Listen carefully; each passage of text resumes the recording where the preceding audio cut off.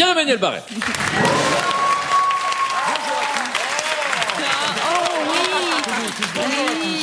Alors, pendant la chronique de Daniel Morin, les Français ont tiré 130 000 fois la chasse d'eau, Daniel. La consommation d'eau annuelle est de 69 000 litres par Français, moins de 1% est destiné à être bu. Le cerveau humain est composé à 83% d'eau, mais à Énergie 12, on frôle les 100%. On est dans une merde noire, mais rassurez-vous, on fait tout ce qu'on peut pour que vous passiez une bonne journée sur France Inter. Nous sommes le vendredi 22 mars, et il y a un an, jour pour jour, Mohamed Merah nous quittait.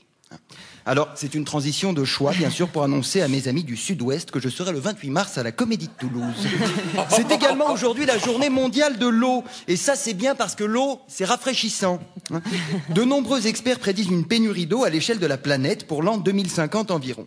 Alors, certains s'en passeront très facilement, comme Daniel Morin, tant au niveau de l'hydratation que de l'hygiène bucco-dentaire, mais d'autres seront très affectés par la disparition du précieux liquide, comme Frédéric Lopez, qui ne pourra plus arborer fièrement son bonnet de bain Spider-Man pour sa séance de brasse coulée du lundi après-midi. Non, je plaisante bien sûr, sans eau, on va tous crever. Alors je vois les esprits sournois autour de cette table, il va encore plomber l'ambiance avec son pessimisme malsain et son humour sophistiqué. Eh bien non. Une fois n'est pas coutume, j'ai décidé de vous proposer un axe résolument optimiste pour cette chronique. Tonnerre d'applaudissements, public en délire, merci, calmez-vous. On va tous crever, certes, mais je vais vous expliquer pourquoi c'est tant mieux. Pour votre plus grand bonheur, j'ai mené des recherches extrêmement sérieuses, comme Christophe Galfard, pendant plusieurs minutes, et je suis en mesure de tracer une esquisse de notre belle planète dans les décennies à venir. Cela n'intéressera bien sûr que nos jeunes auditeurs, autant dire personne. Ça n'est pas grave, je suis payé quand même.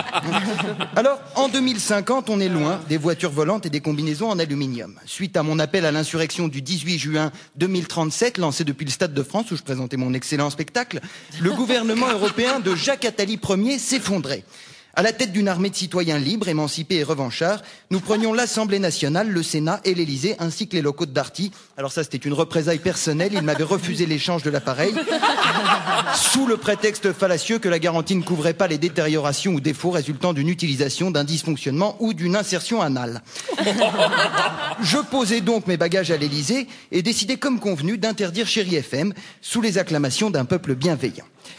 Ma deuxième mesure dans mon mandat fut de briser l'Empire en envoyant 17 têtes nucléaires sur Washington, comme ça, pour taquiner. Il s'avéra que, contrairement à ce que je pensais, les Américains ne bluffaient pas, ils possédaient également l'arme atomique.